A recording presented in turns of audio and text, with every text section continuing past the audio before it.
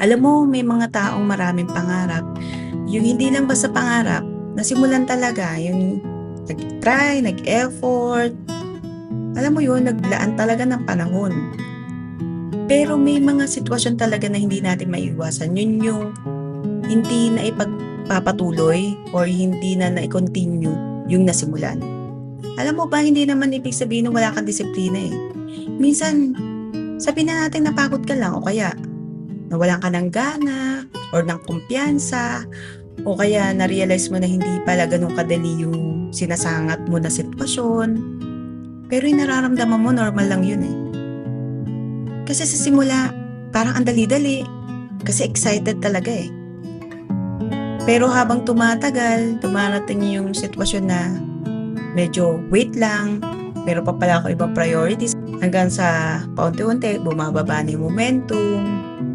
Tapos sasabihin mo na lang, saka na lang. O kaya iba na lang na pangarap, huwag na to.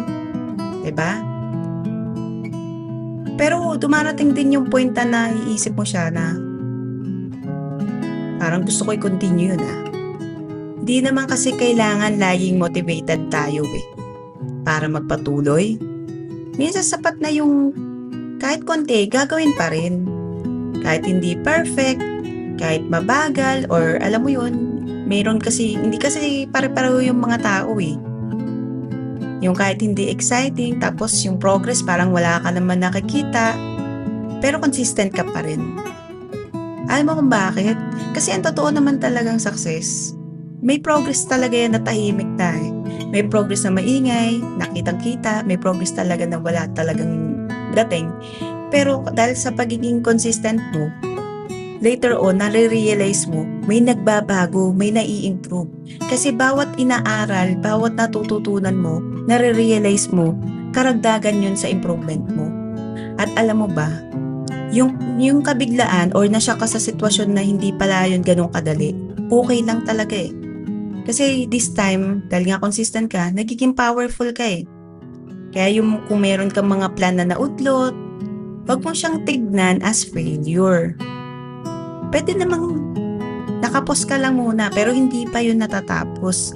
Pwede mo naman ding balikan na rin ngayon yun, yung mga plan na hindi mo na i-continue. At subukan mo ulit. Alam mo bakit? Hindi ka na kasi zero dun eh. Dahil na-realize mo na yung umpisa eh.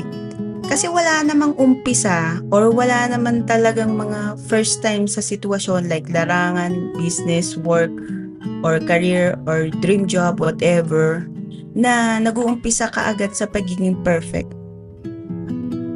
Pero this time, since experience mo na kaagad yung worst case scenario, alam mo na pagbalik mo nun, hindi ka na basta-basta. Kasi alam mo sa sarili mo na aaralin mo muna yung mga rason para mapigilan ka na naman ulit mag-continue. Pwede namang isang step lang today. Pwede namang paunti-unti lang eh. Kahit maliit na progress. Ito nga lang panonood po na to, alam mo ba to? Progress na to kasi nare-realize mo na gusto mo siya i-continue pero naghahanap ka ng validation in a way na maiintindihan ka ng tao. And ako, naiintindihan kita kasi ako na-experience ko yan. May mga gusto ako, may mga pangarap ako. Pero alam mo yun, nawawalan din ako minsan ng pag-asa. Pero nare-realize ko kasi, ayokong tumanda na magsisi ako. Na later on, iisipin ko, dapat pala nung kabataan ko, ginawa ko na yun. Dapat pala, ginawa ko na yung ganong career na yun. O kaya, dapat pala, ginalingan ko palalo sa buhay para sana pagtata ako. Hindi ko na siya iisipin pa. Nandun ako sa ganong tema ko eh. At yun nga, ito na yun, subukan mong ulit. Kasi alam mo ba, mas okay na yung mabagal ka lang eh, one step at a time, o yung usad pagong. Pero at least, hindi napuputol yung sitwasyon mo. Tuloy-tuloy. Paunti-unti pero tuloy-tuloy. Mas okay yun kaysa paunti-unting tumitigil. Magkaiba yun. At isa pa, hindi mo kailangan isipin na napag-iwanan ka. Huwag mo isipin na nahuhuli ka na sa sitwasyon mo o baka wala ng chance. Anytime pwede ka ulit magpatuloy. Yung mga gusto mo, gawin mo, i-continue mo. Maging consistent ka.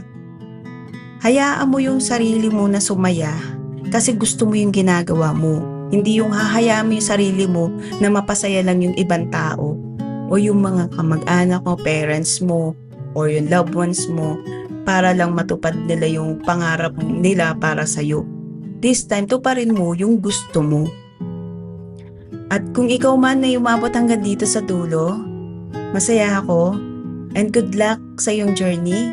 At sana mabalitaan mo kung kamusta ka na ngayon. Kung ito ba ay nagbigay sa iyo ng sign na i-continue na yung pangarap mo. For example, meron kang gustong aralin pero hindi mo na feel na parang ito pa ba yung time? Or kung gusto mo pa bang mag-business o mag-work or whatsoever, may gusto kong mga tuparin pero alam mo naman kaya mo nang abutin pero hindi mo pa inaabot. Kasi nagdadalawang isip ka pa, huwag ka na magdalawang isip pag kanood mo nito. Ito na yun. Hindi ka nahuhuli, okay? Hindi ka na pag-iiwanan. Nasa tamang timing ka na. And ito na yun, magbibigay na sa'yo ng part ng sarili mo na this time mapapasaya mo naman yung sarili mo at matutupad mo naman yung bucket list mo. So yun lang, please like and subscribe sa Tita Sophie para makareceive pa kayo ng mga content ni Tita Sophie, advices mula sa buhay-buhay natin habang tayo ay tumatanda. And syempre, gusto ko rin na-experience nyo yung mga natutunan ko sa buhay. So yun lang, bye!